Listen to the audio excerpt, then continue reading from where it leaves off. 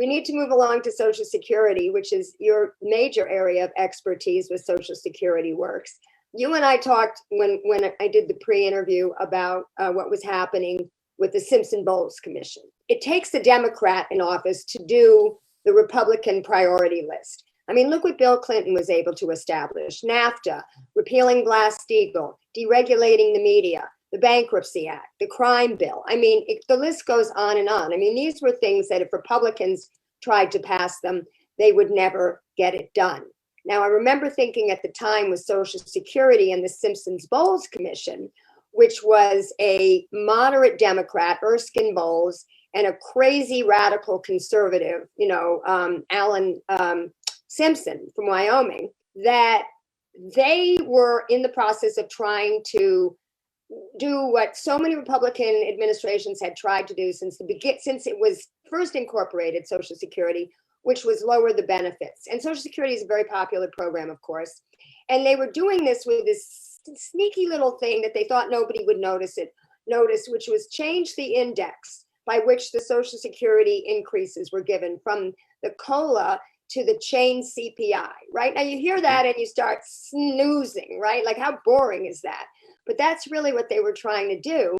And they were being advised by the Peterson Foundation, who Pete Peterson had his whole lifelong, dream was to cut Social Security, to get rid of it pretty much, not just cut it, get rid of it. And he was the one advising this government commission. And also, I'll just mention one more point and then I'll shut up. There was also the Washington Post, who was running articles by this quote unquote news service called the Fiscal Times. And the Fiscal Times was actually an organ of the Peterson Foundation. So why don't we talk about Social Security, what happened back then, and then fast forward to what's going on now. Man, if you bring me back to the BS Commission, I got so much to say about that. But it's a joy to listen to you lay it out. All your facts are right. So the Washington Post is Fred Hyatt over there. This guy actually wrote an editorial against me and my organization personally called "Never Compromise Wins Again." And I'm never compromised, because apparently never compromising on cutting benefits is a bad thing. And in it, he says, Grover Norquist, meet Social Security works. And I'm like, is that supposed to be a dunk? Because I'm like, yeah, that's great. I definitely will not compromise on this. That's after we won. And we were holding Chris Van Hollen's feet to the fire when he ran for Senate, because he served on the BS Commission. And although he wasn't a leading proponent of any of the things that were coming out of there, we want all Democrats to realize that even playing footsie with the austerity folks is anathema to your career. And there's no one who supports. The only thing that people hate more than Social Security cuts is Social Security cuts by an unaccountable commission that happens behind closed doors. And that's what Obama tried to do. And in furtherance of your setup, the most dangerous setup for Social Security, in my opinion, and the evidence points to, is divided government. It's when there's a Democrat in the White House and Republicans controlling the Congress, because then the elite media, they just start hammering this deficit. And then the siren song of the grand bargain starts. And the grand bargain has got to be just the dumbest concept ever. They're like, well, if we take things that both sides hate and we do them together, then everyone will get hated equally by all of their people, and somehow that'll be a win. It's this asinine theory in Washington, D.C. It's actually the Acela corridor. So it goes from Wall Street to D.C. and it exists nowhere else. That there's this whole concept of the socially liberal, economically conservative person, right? And you're like, those people don't exist. Have you ever been out in this country? Outside of the editorial boards of newspapers, that doesn't exist. If anything, people are super economically liberal and then more socially conservative. Yeah. And that's something that we can work on. But like that whole idea that there's all these people who are like, well, the bond vigilantes, you got to worry about that. And in order to satisfy the bloodlust of the bond vigilantes, we're going to sacrifice our children and our grandparents by cutting Social Security benefits. Isn't that great? Oh, by the way, we're going to raise your taxes too. And you're like, what realm are you in? But they get cheered as brave, right? It's like by doing a really stupid thing, they get rewarded as brave. And my job at the time, we formed to defeat the BS Commission. So first I switched it from the Simpson Bowles to the Bowles Simpson Commission. So then I could shorthand it the BS Commission. And I could then go on TV and say the BS Commission and their BS report to cut Social Security. And I got in an argument with Alan Simpson. He went on TV and he said, don't call it the BS Commission, because then people are going to think that it's bull hockey. And because he always has this fake bonhomie. He's like one of my least favorite political characters. He's like, I'm just a salt of the earth guy. My daddy was the governor and a senator, just a normal guy. And you're like, no, you're not. You're a plutocrat, dude.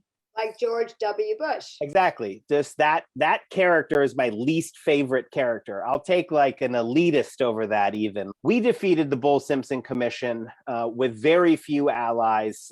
Bernie Sanders was our major ally there. Tom Harkin was also he was one of the first senators to just say absolutely not. And he stood up to Obama and he pushed for expanding Social Security. And we were able to do it by just telling people what was going on. And saying, this is what's happening in DC. They're coming after your Social Security, and they want to do it because Pete Peterson, this billionaire, not only was he advising, he actually had a staff member. So Pete Peterson funds the Committee for a Responsible Federal Budget, which gets touted in all of these stories as some sort of nonpartisan expert. They're just a partisan organization aimed to destroy programs that work for the American people. And they had one of their staffers, Mark Goldwine, actually worked for the BS Commission. So it wasn't like an arm's length. And they didn't pay his salary. He was still paid by Peterson dollars as he crafted the BS report. And if you read the BS report now, and I really invite your readers to do so. Zach Carter did this just recently on Twitter, who is an amazing journalist. And he just looked at it and he just read like some of the intro paragraphs of it. And the whole thing is wrong, right? They're like, if we don't do this, the interest rates are going to skyrocket and we'll be paying more interest than principal in 2 years. And it's all of this painting this picture of an insolvent United States of America. And none of that stuff happened. Absolutely none of it happened. You think if you're wrong 100% of the time, your opinion would be devalued in DC. But that's just not what happens. These same people are still around, which leads to the second part of your question about what's happening now. Well, first I want to get back to Social Security. Explain to people how it's financed, because it is should be self-financing, and it shouldn't have anything to do with the debt and the deficit. And I credit the Occupy movement with shifting the national conversation from the phony issue of the debt and deficit, because we can see now, of course, that when we want to spend money on endless wars or tax cuts to millionaires and billionaires, or even now with the COVID relief bill and the CARES Act and the HEROES Act and the infrastructure thing, nobody seems to care about deficits. And then, of course, we could talk about, but we won't, modern monetary theory, which means that that's not even how you finance things, through the taxes. But why don't you tell people a little bit about how Social Security is funded, and is it in danger? This is one of those ones I definitely will, but I bet you all of your listeners know how Social Security is funded because they see it coming out of our paychecks, right? We pay for it. It's ours. No one is giving us any money. We see it. It's in our paychecks. It goes out every 2 weeks. It goes in. That's what pays for Social Security. Me, I pay for it. You pay for it. Everyone who's working pays for it, for them and their families. Those withholdings, so the FICA is the Federal Insurance Contribution Act, because Social Security is a social insurance program. It's that premium that is paid into Social Security comes back in the form of benefits, and 99 cents of every dollar paid in comes back in the form of benefits. Only 1 penny goes to administer the entire system. And that's why Wall Street hates it, because Wall Street sees that and sees a missed opportunity. They'd whack on another 20, 25% as an administrative fee so they could buy another golden yacht or go to Burning Man, whatever they want to do with their money. It should be pointed out that Pete Peterson was the chairman of the Blackstone Group, which is largest investment firm, and our government is so indebted to the Blackstone Group right now, because we're essentially almost borrowing money from them. Wouldn't you say that? Federal Reserve too. I mean, the Treasury Department should not have to go to private banks and pay interest on our own damn money. Yes, That's the scheme that they've got going here. it is. And you know what Pete Peterson did back in the 80s was he bought American companies and he stole pension funds, which they called at the time overvalued assets, and then like sold them off as pieces and then made $3 billion, fabulous amounts of wealth. He's right before the Michael Milken leveraged buyout era. He's the buyout era. And then after he made his money destroying private pensions, he came after public pensions. It's just an ideological driven thing to destroy this government program that works so it can be replaced with a worse private system that doesn't work, but makes a handful of people fantastically wealthy. And it's sort the of same like how pensions were replaced by 401ks. Exactly. Yeah. And the only winners from that, Wall Street. Workers are left holding a bag of dreams and hope. And Wall Street has yachts. There's a book that was written after the Great Depression called "Where Are the Customers' Yachts?" And it's so on point still today. It's about it's based on the idea of this sort of yokel banker who goes to Washington D.C. To Wall Street, and he's talking to a big shot there, and the big shot showing him all of the bankers' boats, and this small town guy's like, oh well, where are the customers' yachts? And that's the whole punchline. Like the customers don't have yachts, the bankers have the yachts. That's the joke. That's what we're dealing with. It's like we overcomplicate the ideas so that it seems like we're helpless and hopeless and da-da-da. It's only going to go in one direction. That's why they don't want public banks. I mean, exactly. Talking about when the nation was founded, all the colonies had public banks. Absolutely. Like right now, the only bank left is the Bank of North Dakota. And they were able to stay afloat during this whole financial collapse because they didn't play casino capitalism and take all those mortgages and put them into tranches and, sell them off to sovereign wealth funds. And that's what the repeal of Glass-Steagall brought us. And so many pension funds, right, even public pension funds like CalPERS and CalSTRS would invest in these exotic instruments.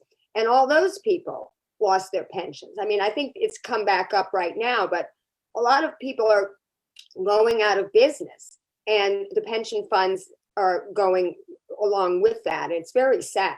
We're going to talk forever. We should just do more shows because we'll do more shows, but let's talk about what's happening with the Board of Governors right now and what we need to do. The one thing with Social Security is it's simpler. So there's a commissioner and a deputy commissioner. They're Trumpists, Andrew Saul and David Black, and they need to be fired right now. Call it whatever you want, forced out, asked to resign. I don't care. Make it polite as you want. They need to be gone today because these guys delayed 30 million people's relief checks, stimulus checks, survival checks. And these are checks that are going to people on Social Security. So you have seniors, people with disabilities, but also people on SSI who are some of the most vulnerable people in this country. And they were watching the news and seeing that this happened and expecting these $1,400 checks to come in, and then they didn't. And the last two did, right? The $600 one, that's the first half of this $1,400 one. The only difference is that it happened under Trump. That one was direct deposited right into people's accounts. Saul and David Black is the smart one, actually. He comes up with the ideas. David Saul is just this sort of empty suit who feels entitled to the position because he's fabulously wealthy and is given, and always has been, and has given all of this money to the Republicans. But these guys did it. They sabotaged the American Rescue Plan for seniors, for people with disabilities, and it was aimed at harming Joe Biden. And they got caught red-handed by the House Ways and Means Committee. So the Democrats on the House Ways and Means Committee were like bulldogs on this. And, I will hold Democrats to account when they need to, but when they do the right thing, they should also be given their kudos. I loved this. They gave him a letter and they said, you have 24 hours to fix this. And he did. He got the data over to IRS and the checks are starting to go out now. And, but that doesn't stop me. Like, that he did it. He didn't give IRS what they needed because it was the right thing to do. Is because he got his hand caught in the cookie jar by the House Ways and Means Committee. We have both the Senate chair on the Social Security Subcommittee, Sherrod Brown, the House chair on the Social Security Subcommittee, John Larson, and dozens of other elected members of the House and Senate who say we got to get rid of these guys. We have both unions, AFGE Council 220 and the AALJs, who are the administrative law judges. The workforce of Social Security Administration says we got to get rid of these guys. We cannot work with them. And then the grassroots, seniors and folks with disabilities, who these guys have actively attacked for the whole Trump administration. And on the way out the door, they're trying to put through a policy on continuing disability reviews that, when it was implemented under Reagan, led directly to thousands of deaths, people committing suicide because they were going to lose their benefits and they couldn't face the world knowing that they'd be disabled and on the street. And so they chose to take their own life. I mean, this is like, it was so horrible that even in the Reagan era, there was a unanimous Senate bill to reverse this policy when Reagan did it. They tried to do it in the twilight of the Trump administration. And if Trump had won, this thing would have been on nitro to just go right through, and it actually rips people's benefits away from them. It doesn't only block them from getting it, which is the other thing that they do. So these guys are just, they are garbage. They have to be put to the curb. They have to be taken to the curb. And, I can be mean about it. Maybe Joe Biden has to be polite about it, but time's up. They have to go now. It should be pointed at Biden. There's very little other things, right? He's the shot caller. There's no board. There's no thing that you have to do. Hammer him and the White House chief of staff and just let him know that these guys got to go. If again, let your local officials know as well, your House and your two senators. That's good, because they should be hearing about it so they know. But really, this is a Joe Biden call.